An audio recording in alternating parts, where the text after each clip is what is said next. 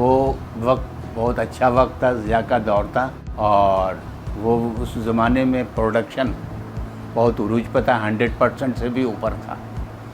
हम लोगों को टारगेट अचीव करने पर इंसेंटिव भी मिला करता था। महीना पूरा होता था, पे स्लिप आ जाती थी लोगों के पास। मेरा नाम मोहम्मद कासिम है। मैं 21/5/84 में स्टील मिल में नौकरी मिली, सुपरवाइज़र था मैं। उसके बाद फिर हमारी तरक्की हुई, असिस्टेंट मैनेजर बना, चाइना प्लांट पे काम किया मैंने।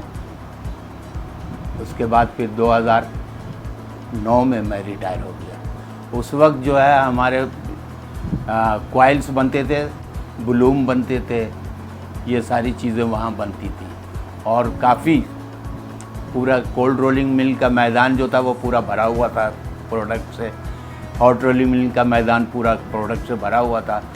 जब अब्दुल कय्यूम साहब आए, उसके बाद जब वो जाने लगे, उनको जब हटाया गया, तो उन्होंने टीवी पे आके उन्होंने बाज़ाब्ता बयान भी दिया था कि स्टील मिल के अकाउंट में अरबों रुपए वहाँ जमा है और उसके अलावा पूरा मैदान प्रोडक्ट से भरा हुआ है। रॉ मटेरियल का पहाड़ पूरा लगा हुआ वहाँ पर, जो मैंने भी देखा। मतलब खसारा किस तरह हुआ, ये स्टील मिल जा ही नहीं सकती, इसलिए कि स्टील मिल की जो मिट्टी है वो भी बिकती है।